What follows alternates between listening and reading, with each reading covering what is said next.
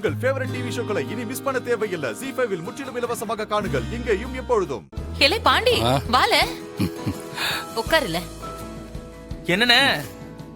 என்னடா செய்த? டிஎன்பிசி எக்ஸாமுக்கு படிச்சிட்டு இருக்கோம்ல.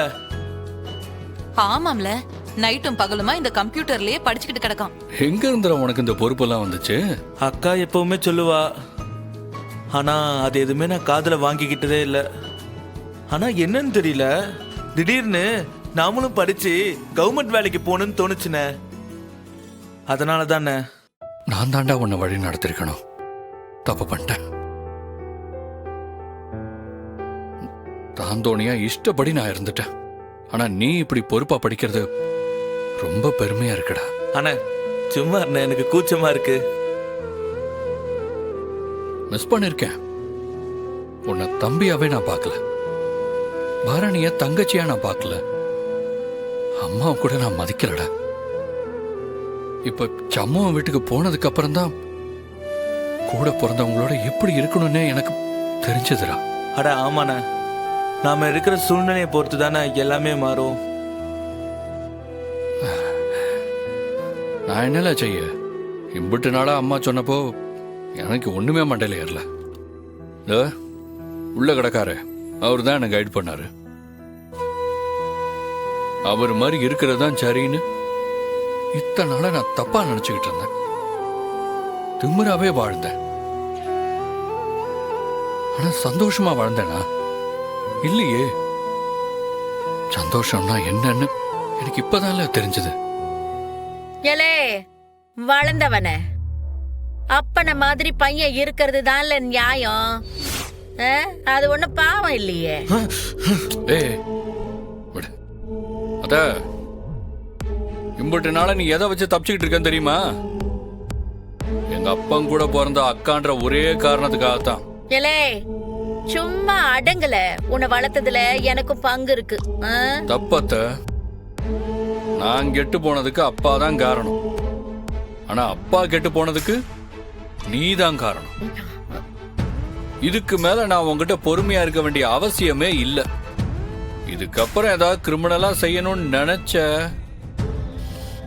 நான் சும்மா இருக்க மாட்டேன். மரியாதையா அமைதியா இருந்துக்க.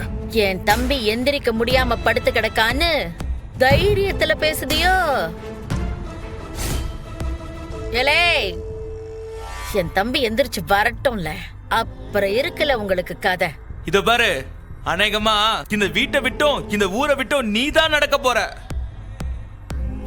சும்மா இருல சாடா புட்டி, பெருசா பேச வந்துட்ட பாடா. சி,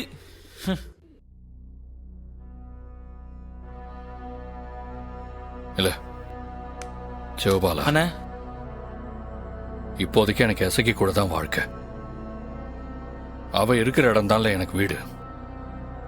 எப்ப நான் இங்க திரும்பி வருவேனா மாட்டேனா எதுவுமே எனக்கு தெரியாதுல்ல. அது தப்பா சரியானு கூட என்னால சொல்ல முடியல. ஆனா எசக்கி மாதிரி ஒரு பொண்டாட்டி கிடைக்க நான் ரொம்ப கொடுத்து வச்சிருக்கணும்.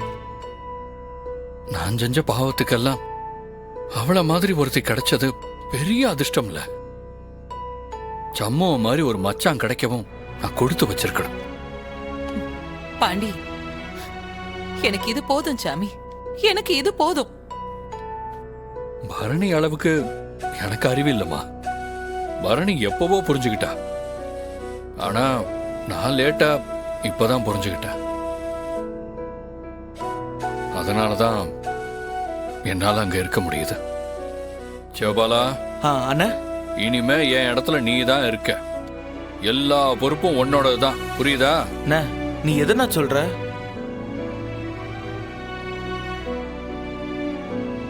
அம்மா ஒத்தையா நிக்கல.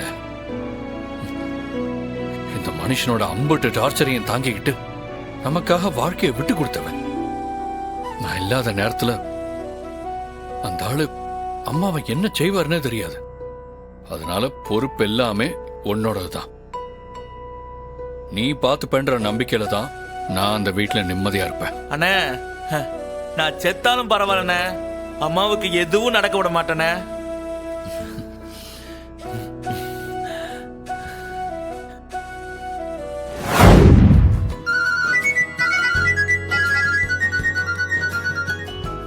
ஹலோ சொல்லு பர்ணி. எங்கடா இருக்க? ரோந்துக்கு வந்தேன், கடத்தூர் பக்கத்துல இருக்கேன். ஆ, இன்னைக்கு உனக்கு ஸ்டேஷன்ல என்ன வேலை? அதெல்லாம் வரிசையா உங்ககிட்ட சொல்ல முடியுமா? உனக்கு என்ன வேணும் அதை சொல்லு. ஆம், ஆ, சரி, வேற ஒன்றும் இல்ல. இன்னைக்கு வீட்டுக்கு வர லேட் பண்ணிடாத. ஒரு 8 மணிக்கெல்லாம் வந்துரு. ஏன், என்னாச்சு? ஏதாவது விசேஷமா? ஆமா, இன்னைக்கு சிவராத்திரி. குடும்பத்தோட எல்லாரும் 8 மணிக்கு மேல கோவிலுக்கு போறோம். ஐய, இந்த கோயில் கும்பிடு ராத்திரி முழிக்கிறதுல எனக்கு சுத்தமா செட்டே டேய், டேய், டேய், இருடா. கோயிலுக்கு நாங்க மட்டும்தான் போறோம். நீயும் எசக்கியும் வரல, வீட்ல தான் இருக்க போறீங்க. இப்ப என்னத்துக்கு அவளை தனியா விட்டுட்டு போகணும்? இவனும் டியூப்லைட்டா இருக்கான். என்னையும் துணைக்கு இருக்க சொல்லுதா? அவளையும் கோயிலுக்கு கூட்டிட்டு போக வேண்டியதானே? ஐயோ டேய், உன்னை துணைக்கு வர சொல்லல. ஐயோ, இவங்கிட்ட எப்படி சொல்றது? ச்சே. சரி, நான் நேரடியாவே சொல்றேன். இன்னைக்கு உனக்கும் எசக்கிக்கும் ஃபர்ஸ்ட் நைட் ஏற்பாடு பண்ணிருக்கோம். ஏய், என்ன என்ன பேசுற நீ? இப்ப நான் சொன்னது உன் காதுல விழுந்துச்சா இல்லையா? இன்னைக்கு உனக்கும் எசக்கிக்கும் ஃபர்ஸ்ட் நைட். 8 மணிக்கு முன்னாடி நீ வீட்டுக்கு வந்து சேரணும், சரியா? இல்ல, அண்ணங்கிட்ட பேசுற பேச்சாடி இது. என்ன செய்யறது? நீ எனக்கு வெறும் அண்ணன் மட்டும் இல்லையே, என்னோட நாத்தனார் புருஷனாவும் போயிட்ட. இந்த வீட்டுக்கு மூத்தவன் நானு. பொறுப்பா எல்லாத்தையும் நான் தானே முறைப்படி பண்ணணும். அதான் நான் தகவல் சொன்ன உனக்கு.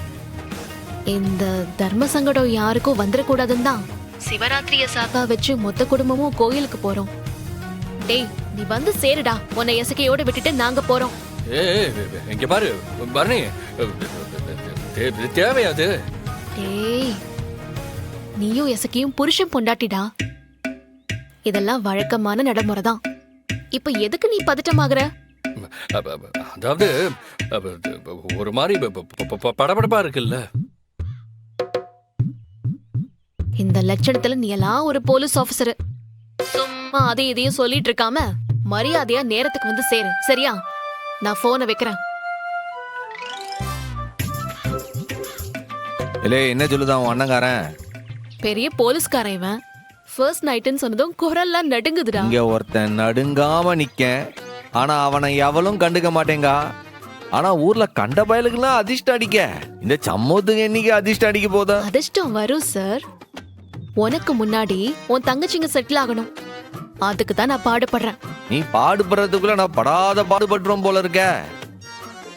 இல்லை, கண்ணு முன்னாடி ஐஸ்கிரீம் இருக்கு, சாப்பிடணும்னு ஆசையும் இருக்கு. ஆனா என் கை அது மேல படுறதுக்கு முன்னாடி அது உருகிடும் போல இருக்க. உருகாம இருக்கணும்னா அதுக்கு முன்னாடி உங்க தங்கச்சிங்களை நீங்க செட்டில் பண்ணி விடணும் மிஸ்டர் பிரசிடென்ட். இப்போ வாயை முடிக்கிட்டு வா, நமக்கு நிறைய வேலை இருக்கு. வா. ஒரேவுல